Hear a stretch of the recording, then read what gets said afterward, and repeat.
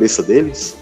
O castigo de suas iniquidades está sobre os seus ossos, embora o pavor causado por esses guerreiros tenha percorrido a terra dos viventes.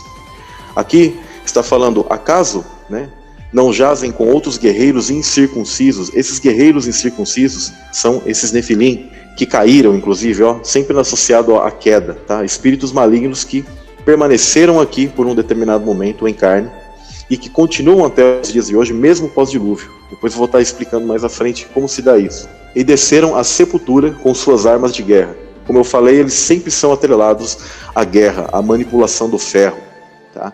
Os ferreiros. E eles são construtores, inclusive. Sempre eles estão relacionados também à construção de monumentos e de cidades. Então lembre-se sempre disso. Esses arquitetos, esses ferreiros, Quem que é o grande arquiteto lá nós sabemos, para as sociedades secretas, e por isso que eles dão muita ênfase na questão de ser pedreiros, em monumentos, por isso que o símbolo deles é uma pirâmide, e eles escravizam as pessoas em cidade.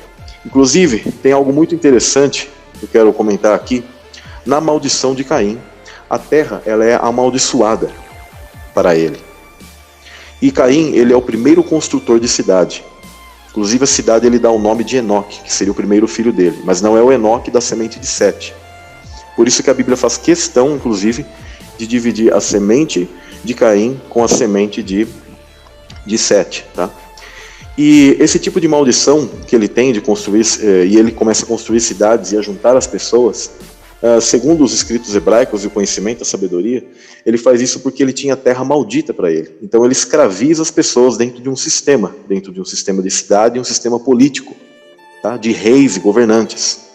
E isso é exatamente o que a elite até os dias de hoje faz com o povo, porque eles são descendência caída desses nefilins. Até os dias de hoje são antiga descendência de Caim, são antiga descendência desses sentinelas, que ainda atravessou o dilúvio e permanece e escraviza a população até os dias de hoje, faz com que os filhos de Adão, que somos nós, trabalhemos para eles incessantemente dentro do sistema. Isso aqui é uma herança dessa maldição. Como Caim era primogênito, ele ficou com esse tipo de questão sobre a terra, e até hoje os filhos de Adão padecem pelo pecado em relação a isso. E isso é um dos grandes motivos porque Deus permitiu que essa descendência maligna dos nefilins passassem após o dilúvio por uma questão de primogenitura, que existem leis espirituais, e por isso que até os dias de hoje a elite maligna, descendência desses seres caídos, ainda nos domina. Então o termo Nefilim, ele também é encontrado em Números. Inclusive aqui, quebra completamente qualquer pessoa que diz que os Nefilins jamais passaram do dilúvio. Tá? Tem gente que fala isso, tá? E totalmente equivocada as pessoas estão. Em Números 13:33 é dito o seguinte: também vimos ali gigantes, o termo aqui é Nefilim, filhos de Anak, descendente dos gigantes, mais uma vez o termo. E éramos aos nossos olhos como gafanhotos, assim também éramos aos seus olhos. Então aqui é uma prova irrefutável, em termos de escritura, em que os nefilins eles passaram o dilúvio. Mas eu vou estar comentando mais ou menos aqui os tipos de gigantes também que existiram. No livro de Enoque, existe a citação do seguinte, no texto equivalente ao livro de Enoque, mas um texto grego. Tá? Eles acrescentaram informações que no livro de Enoque em original ele não tem, mas são informações interessantes, que é o seguinte: e as mulheres que conceberam gigantes lhe deram luz aos sentinelas, e surgiram 3 raças. Os grandes gigantes, ou seja, os titãs, que são o fruto desses sentinelas com a semente de Caim. Os gigantes trouxeram à frente os nefilins, ou seja, os caídos, que são uma raça um pouco menor desses gigantes.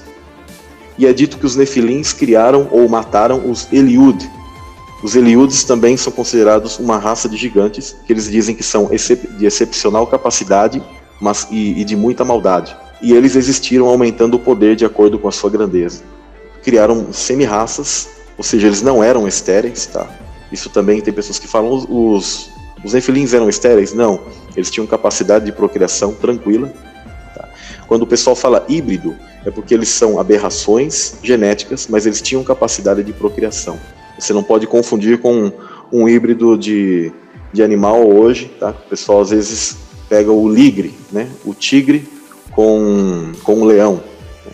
Ainda assim, existem hoje já matérias que mostram que mesmo plantas que são híbridas, e aí raças de animais, né, esses tipos de manipulações genéticas que já têm capacidade de procriação. Então imagina esses seres antigos, que nós estamos falando de anjos que adentraram na matriz humana.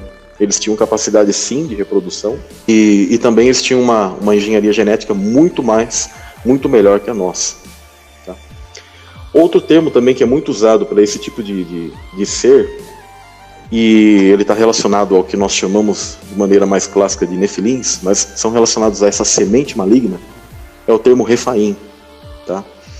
A gente pode encontrar esses títulos com o significado de mortos. Às vezes o termo Refaim é traduzido na nossa Bíblia como mortos. O termo Refaim aparece em Deuteronômio 2:11, 3:11, em 2 Samuel 21:19 e em Josué 11:22. Vou estar lendo algumas passagens dessa. No caso, o termo Anakim, Og, o rei de Bazã, Golias e outros gigantes que os heróis que Davi e seu exército enfrentaram, eles são a descendência desses que atravessaram o dilúvio. Inclusive, deixa eu dar a questão da altura, antes que eu me esqueça. A altura desses primeiros titãs, desses primeiros gigantes, fruto dos sentinelas, com essa semente maligna de Caim, eles alcançavam a altura, em média, de 150, 160 metros, até mais. Existem alguns escritos que colocam mais. Agora, vale entender que a altura do ser humano, pós saída de Adão, eles eram muito maiores. Isso é uma coisa que as pessoas sempre se esquecem. Eu entendo que Adão, em sua plenitude, no Éden, ele tinha mais de 60 metros. Isso também é o que possibilitou que esses seres eles gerassem descendência. Por quê? Porque as mulheres e o próprio ser humano comum, ele já era maior.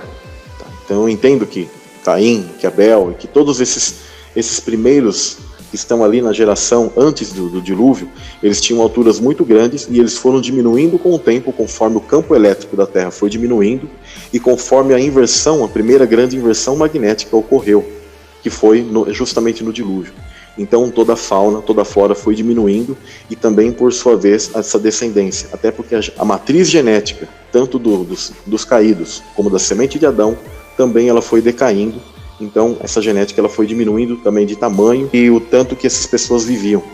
Tá? Mas por isso que eles viviam mais, etc. Eu entendo que eles tinham um corpo baseado ainda em silício. Por que em silício? Porque Adão ele foi feito do pó do Éden, que é ônix, que é silício, que é quartzo. Não é pó do barro que a gente conhece hoje de carbono, não. Foi de ônix. Então, por isso que o ônix era usado nas vestes sacerdotais em cada ombro. E todas as pedras sacerdotais, elas sempre foram em base a quartzo, em silício. Elas sempre tiveram essa base, e porque isso tem a ver com o material do firmamento, com o material que o corpo dos anjos foi feito. Os anjos têm um corpo espiritual, mas esse corpo ele é baseado nessa própria natureza que Adão ele foi feito. Só que Adão ele tem uma limitação, ele tem um tipo de matéria diferente que ele foi criado em relação aos seres espirituais celestiais originais. Então, continuando, em Deuteronômio 2:11 diz o seguinte: também estes foram considerados gigantes como os anaquins, e os moabitas os chamavam emins. Ou seja, esses seres sempre existiram pós-dilúvio. Mas eu vou estar detalhando depois para vocês. Mas aqui estão todas as provas que esses seres eles continuaram havendo, tá? Continuaram existindo. Também Deuteronômio 3:11 fala sobre Og, o rei de Bazã.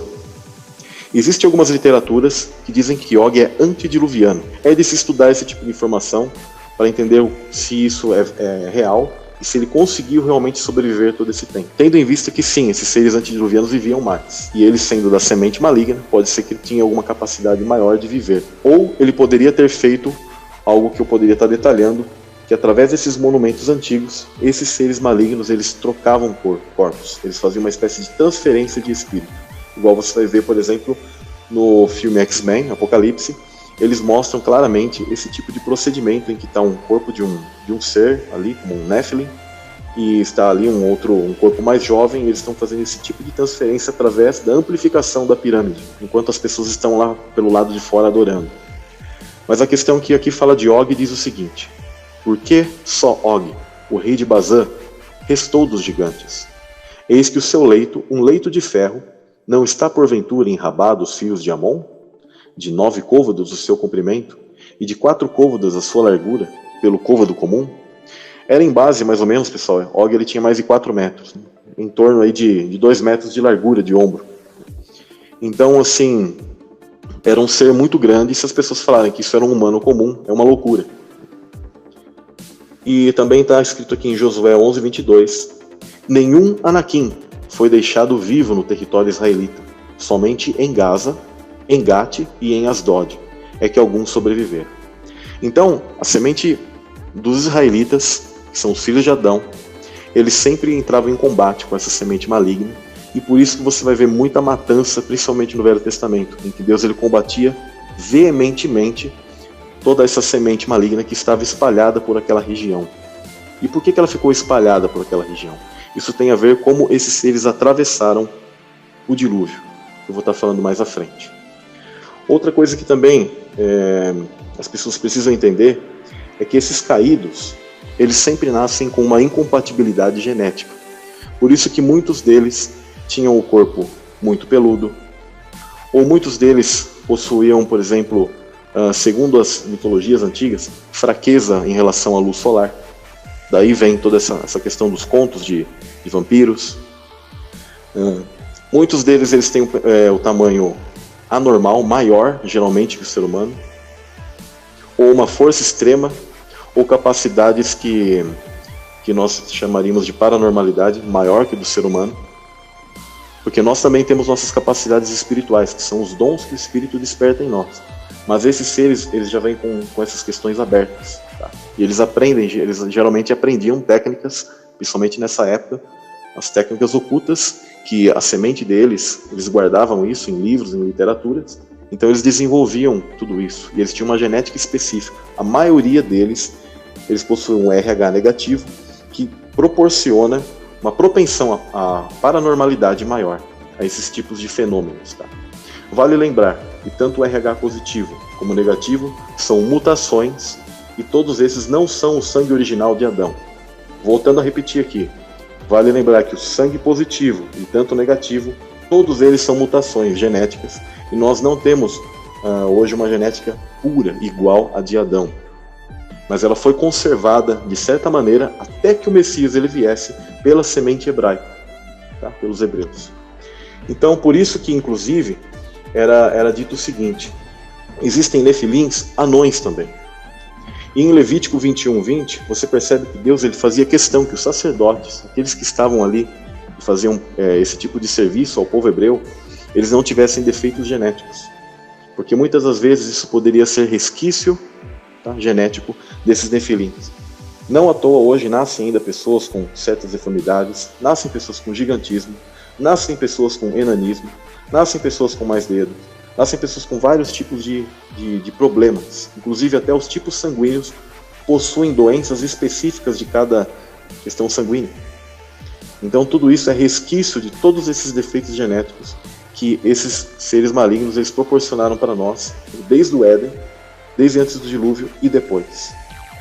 Então em Levítico 21:20 diz o seguinte, ninguém que seja corcunda ou anão, ninguém que tenha doença nos olhos, ou que tenha sarna, ou qualquer outro tipo de doença de pele, ninguém que seja castrado, nenhum descendente do sacerdote de Arão que tiver algum defeito poderá apresentar oferendas e queimá-las a Iá. Mas se nele houver alguma mácula e defeito, por isso não poderá aproximar-se e oferecer o pão ao seu Deus.